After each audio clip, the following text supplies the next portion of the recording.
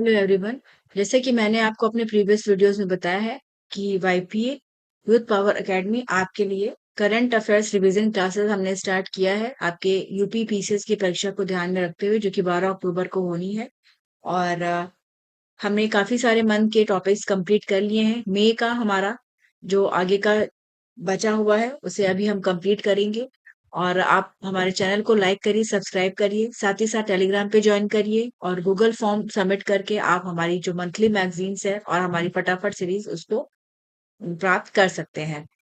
तो science and technology की बात करें तो मई के मंथ में ये सारे आपके लिए इंपॉर्टेंट टॉपिक्स थे, जैसे India first edited gene sheep, space X starship का flight, DRDO develops indigenous sea water desalination membrane, फिर first nanometer semiconductor design centre, फिर सैटेलाइट्स पे भी काफी सारे थे, Mendel peas and foundation of genetics, AI initiative, इसका role in science and technology. तो ये सारे जो आर्टिकल्स हैं इनको हम डिटेल में भी देखेंगे।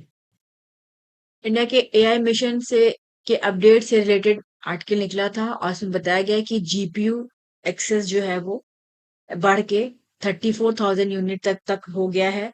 और एआई कोष में 367 डाटा सेट को अपलोड किया गया है। जीपीयू अब चूंकि एआई का काफी चल रहा है, इंपॉर्टेंट है, तो ये आपके एग्जामिनेशन में पूछा जा सकता है कि जीपीयू क्या है। जीपीयू है ग्राफिक प्रोसेसिंग यूनिट, और ये स्पेशलाइज्ड हार्डवेयर होता है जो कि एआई और मशीन लर्निंग जो कंप्यूटेशन से उनको बढ़ाने का काम करता है।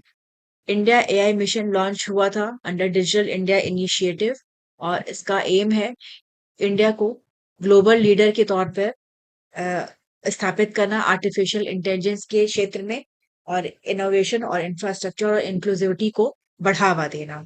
तो ये आपके लिए इंपॉर्टेंट रहेगा। एआई कोच भी आपके लिए इंपॉर्टेंट रहेगा। फिर मई में स्पेस एक्स का स्टारशिप मेगा रॉकेट था, और इसका एक टेस्ट फेल्योर हुआ, थर्ड टेस्ट फेल हुआ इसका। स्पेसएक्स की बात करें तो इसको एलन मस्क के द्वारा स्थापित किया था 2002 में। और इनका गोल है कि ये जो स्पेस का ट्रांसपोर्टेशन कॉस्ट है इसको कम करें, साथ ही साथ मार्स पे जो है वो कॉलोनी स्थापित करें। तो ये आप ये याद रखिएगा, स्पेसएक्स क्या है, स्टारशिप क्या है। और इस स्टारशिप सिस्टम जो है वो उसको डिजाइन किया गया है कि फुल्ली रीयूजेबल सिस्टम जो है वो उसको बनाया जा सके, ताकि जो स्टारशिप्स हैं ये कई बार न्यूमरस जो है वो टेस्ट फ्लाइट कर सके, बार बार आ सके और जा सके स्पेस में। स्टारलिंक स्पेस एक्स का ही जो है वो सैटेलाइट इंटरनेट कॉन्स्टलेशन है, और ये जो है वो दुनिया भर में सैटेलाइट इंटरनेट एक्सेस जो है वो प्रोवाइड करने का काम करता है।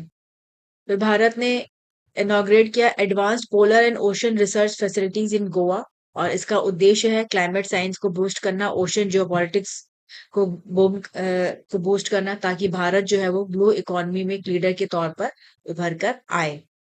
एनसीपीओआर national centre for polar and ocean research, ये एक प्रीमियर रिसर्च इंस्टीट्यूशन है जो कि ओशन और पोलर स्टडीज का काम करता है।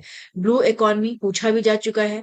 ब्लू इकोनॉमी है कि sustainable use of ocean resources, कि ओशन से में जो भी रिसोर्स है उनका हम इकोनॉमिक ग्रोथ के लिए यूज करें, और इस तरह से यूज करें कि ये सस्टेनेबल रहे, ताकि इसका जो बेहतर इफेक्ट है वो लाइवलीहुड पे देखने को मिले। भारत का डीप ओशन मिशन है, और इसका टारगेट है कि एक्सप्लोर करना जो भी डीप सी रिसोर्सेज हैं उनको। भारत के प्रसिद्ध साइंटिस्ट एस्ट्रोफिजिसिस्ट थे डॉक्टर जयंत नार्लिकर, इनकी मृत्यु हो गई है। और इन्होंने हॉयले नार्लिकर थ्योरी की ये को डेवलपर थे। इंडियन एस्ट्रोनॉमी में की फिगर माने जाते हैं। 86 वर्ष की आयु में इनका निधन हुआ। और इनका जो कंट्रीब्यूशन है वो काफी महत्वपूर्ण था साइंस एजुकेशन और रिसर्च में। ये सबसे डिस्टिंग्विश्ड एस्ट्रोफिजिसिस्ट माने जाते हैं। और इनकी थ्योरी थी हॉयले नार्लिकर थ्योरी। ये कॉस्मोलॉजिकल थ्योरी थी जिसको कि इन्होंने फ्रेड हॉयले के साथ डेवलप किया था, जो कि प्रपोज करता है अ कन्फॉर्मल थ्योरी ऑफ ग्रेविटी, और ये बिग बैंग मॉडल को जो है वो चैलेंज इन्होंने किया था। ये फाउंडर डायरेक्टर रहे आईयूसीएए के पुणे के। और IUCAA है आपका inter university centre for astronomy and astrophysics. और इन्होंने टाटा इंस्टीट्यूट ऑफ फंडल रिसर्च, ये एक premiere research Indian research institution है, इसमें भी जो है वो काफी काम किया और इन्हें बहुत सारे अवार्ड मिले थे, जिसमें कि इनको पद्म भूषण मिला था 1965 में साइंस के क्षेत्र में काम करने के लिए। फिर डिवार्डियो ने अपना इंडिजिनस नैनोपोरस मेम्ब्रेन डेवलप किया है for high pressure sea water desalination, और इसका यूज किया जाएगा इंडियन कोस्ट गार्ड शिप्स के द्वारा। इनिशियली ट्रायल में पाया गया है कि ये काफी सक्सेसफुल रहा है। और सी वाटर डिसैलिनेशन एक क्रूशियल स्टेप होता है पोर्टेबल वाटर प्रोवाइड करने के लिए, क्योंकि जो फ्रेश वाटर है उसके लिमिटेड रिसोर्सेज हैं, और अगर हम ओशन वाटर को डिसैलिनाइज कर सके, उसका खारापन खत्म कर सके, तो उसको जो है वो यूज किया जाता है। और डीआरडीओ ने रिवर्स ऑस्मोसिस मेम्ब्रेन का यूज करके इसको डेवलप किया है, तो इसको आप याद रखिएगा। फिर भारत ने अपना पहला सेमीकंडक्टर डिजाइन सेंटर, जो कि 3 नैनोमीटर चिप डिजाइन करने में की क्षमता रखता है, इसका इनॉग्रेशन किया।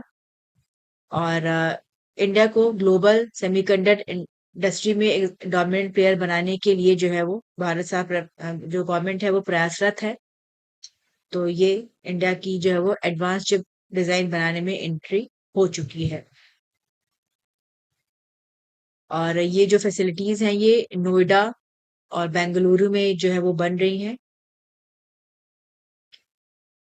तो ये एक क्रिटिकल स्टेप है जिसके तहत पूरे इंडिया में जो है वो सेमीकंडक्टर इकोसिस्टम को डेवलप किया जा रहा है, ताकि इंडिया जो है की इनोवेटर बन सके और जो ग्लोबल जो हमारी डिपेंडेंसी है उसको जो है वो हम कम कर सकें।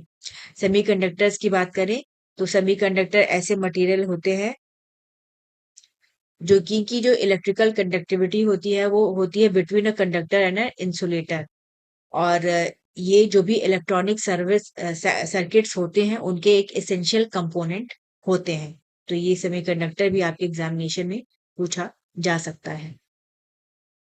फिर इंडिया में new sodium ion batteries develop की जा रही है जो कि रैपिडली चार्ज हो सकती हैं और कई साइकिल्स जो है वो चल सकती हैं। और ये एक ऑल्टरनेटिव प्रोवाइड करेंगी जो लिथियम आयन बैटरीज है उनका। और लिथियम आयन बैटरीज की बात करें तो इसमें जो है वो चाइना जो है डोमिनेंट प्लेयर है। और इस पे डिपेंडेंसी कम करने के लिए हम इस तरह का सिस्टम जो है वो बना रहे हैं। सोडियम आयन बैटरीज जो है वो काफी प्रॉमिसिंग अल्टरनेटिव हैं, और इनका अबेंडेंस भी ज्यादा है और इनका जो एनवायरनमेंट पे इम्पैक्ट होता है वो भी कम होता है लिथियम की तुलना में, जो कि बहुत कम कंट्रीज में पाया जाता है। सोडियम की अगर हम बात करें तो इसको हम समुद्र के पानी से भी जो है वो एक्सट्रैक्ट कर सकते हैं, तो इससे जो डिपेंडेंसी है जियोपॉलिटिकल वो जो भी है जो है वो कम होगी। फिर भारत की पहली जीन एडिटेड शिप इसको बनाया है SKUAST, जो कि आपका शेर Kashmir university of agriculture sciences. और इन्होंने अ, कश्मीर मेरिनो अ, इसको जो है वो डेवलप किया है, इसमें जो है एडिटिंग का काम किया है। और माना जा रहा है कि इसमें इन्होंने जो इसका मसल मास है उसको बढ़ाया है 30% तक, और उसके लिए इन्होंने मायोस्टैटिन जीन एडिटिंग का यूज किया है। और ये जो शीप बनी है ये रिवोल्यूशन ले आएंगी एग्रीकल्चर में, इससे इनका मीट प्रोडक्शन भी बढ़ेगा और इनमें जो है वो डिजीज रेजिस्टेंस भी है। मायोस्टैटिन जीन ये एक कॉमन टारगेट है मॉडिफिकेशंस के लिए। और भी जो कैटल्स होते हैं जैसे बेल्जियम ब्लू काउज है, इनमें भी इस तरह की एडिटिंग का यूज जो है वो किया गया है। फिर एक मिनरल के बारे में बताया गया है और इसका नाम है जेरोसाइट। ये गुजरात के कच्छ रीजन में मिलता है, और इसको कहा गया है कि ये जियोलॉजिकल इंडिकेटर का काम करेगा मार्स के लिए, क्योंकि वहां पे भी जो है वो इसी तरह की जो है वो टेरेन कंडीशंस पाई जाती हैं। जेरोसाइड जो है वो एसिडिक होते हैं, सल्फेट रिच एनवायरनमेंट में होते हैं, और ये की मिनरल होते हैं जो पता लगाएंगे कि मार्स में जो है वो पानी था या नहीं था। तो ये आप जेरोसाइट का नाम याद रखिएगा और कहाँ से ये पाया गया है, कच्छ रीजन में ये मिला है, तो इसको भी आप याद रखिएगा। तो डिपार्टमेंट ऑफ बायोटेक्नोलॉजी का इनिशिएटिव है one day one genome initiative, और इसका उद्देश्य है बढ़ाना एनहेंस करना access to bacterial genomic data. साथ ही साथ जो मल्टीपल रिसर्च इंस्टीट्यूशंस हैं उनके साथ कोलैबोरेशन को बढ़ा बढ़ावा देना, और इससे जो माइक्रोबियल डाइवर्सिटी है उसको समझने में हेल्प मिलेगी। साथ ही साथ उसका क्या यूज किया जा सकता है मेडिसिन के क्षेत्र में, एग्रीकल्चर के क्षेत्र में, बायोटेक्नोलॉजी के क्षेत्र में। तो ये आप याद रखिएगा। डिपार्टमेंट ऑफ बायोटेक्नोलॉजी जो है वो ministry of science and technology के अंतर्गत आता है। और biotechnology research and innovation council ये एक ऑटोनॉमस बॉडी है अंडर डीबीटी। तो भारत का गगनयान मिशन है, जिसके तहत इंडिया जो है वो फर्स्ट ह्यूमन स्पेस में फ्लाइट प्रोग्राम है ये। तो भारत जो है वो अपने एस्ट्रोनॉट्स को भेजेगा, और इसी के लिए प्रोग्राम के लिए जो है वो पैराशूट डेवलप किया जा रहा है इंडिजिनसली। और इसमें ADRDE ये एक डीआरडीओ की लैब है, जो कि इसका नाम है aerial delivery research and development establishment. तो ये इस पे जो है वो काम कर रहा है। गगनयान भारत का एक एम्बिशियस स्पेस एक्सप्लोरेशन प्रोग्राम है, और ये आगे आने वाले टाइम में हमारी क्षमताओं को और बढ़ाएगा। फिर एक नई स्टडी में ये पाया गया कि एक जीन है जिसका नाम है SHOX जीन, और इससे जो है वो जेनेटिक क्लू मिला है कि why men are generally taller than women, की मतलब पुरुषों की हाइट वुमेन से ज्यादा क्यों होती है। तो इसके लिए यही जीन रिस्पॉन्सिबल है। और ये जो जीन होता है ये पार्ट होता है सूडो ऑटोसोमल रीजन PAR1 का, जो सेक्स क्रोमोसोम्स होते हैं एक्स और वाई क्रोमोसोम्स उन पे। और फीमेल्स में जो है ये इनका थोड़ा-सा इनएक्टिवेशन हो जाता है, जिसकी वजह से जो है वो हाइट डिफरेंसेस देखने को मिलते हैं। तो आप ये जीन जो है वो याद रखिएगा। फिर साइंटिस्ट ने एंटी वेनम बनाने में एक ब्रेक थ्रू किया है, और इसमें इफेक्टिव यूनिवर्सल स्नेक वेमन बनाने की बात कही गई है, कि मतलब एक वेमन वेनम जो है वो उसको जो है वो डिफरेंट डिफरेंट स्नेक्स बाइट के लिए जो है वो यूज किया जा सकेगा। जो ट्रेडिशनल एंटी वेनम्स होते हैं वो स्पीशीज स्पेसिफिक होते हैं, वो एक पर्टिकुलर ही स्नेक बाइट में या स्टिंग में जो है वो यूज किए जा सकते हैं। और यूनिवर्सल स्नेक एंटी वेनम जो है वो डिफरेंट वेनम्स के अगेंस्ट और मल्टीपल स्नेक स्पीशीज के अगेंस्ट जो है वो काम कर सकेगा। फिर सोवियत एरा का वीनस प्रोब है, तो ये अर्थ के एटमॉस्फेयर में एंटर करेगा, और ये 53 इयर्स पहले जो है वो अपने फिशन मिशन में जो है वो फेल हो गया था, और इसे जो है वो वीनस को प्रोब करने के लिए भेजा गया था। तो ये याद रखिए कि वापस अर्थ पे रिटर्न होगा। फिर दुनिया की सबसे बड़ी इलेक्ट्रिक पावर शिप को जो है वो लॉन्च किया गया है, और ये इसका नाम है इनकैट। ये एक ऑस्ट्रेलियन बोट बिल्डर के द्वारा इनको बनाया गया है। ये 130 मीटर एल्यूमिनियम कैटामैरन कैपेसिटी का है, जिसमें कि 2100 पैसेंजर जो है वो जा सकते हैं, और इसमें 250 टन की बैटरीज जो है वो लगी हुई है। तो इन्होंने इसको बनाया है। फिर चंद्रयान का लैंडिंग हुआ था, चंद्रयान 3 का। तो जो साइट पे वो लैंड किए थे उसको नाम दिया गया है शिव शक्ति पॉइंट, और ये मून के साउदर्न हाईलैंड्स पे जो है वो ये पॉइंट है। और यहाँ पे जो है वो यूनिक जो लूनर मेंटल सैंपल्स हैं उनको प्राप्त किया गया है, और इसमें जो है वो सल्फर काफी मात्रा में है।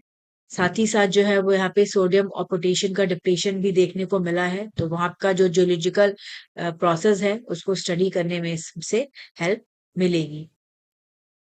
साउथ पोल आर्कटिक बेसिन ये मून का ओल्डेस्ट और सबसे डीपेस्ट जो है वो इम्पैक्ट क्रेटर है, जो कि 2500 किलोमीटर के एरिया में जो है वो फैला हुआ है। तो ये साइंस टेक की सारी इंपॉर्टेंट न्यूज आर्टिकल्स थे, और kindly like and subscribe our channel.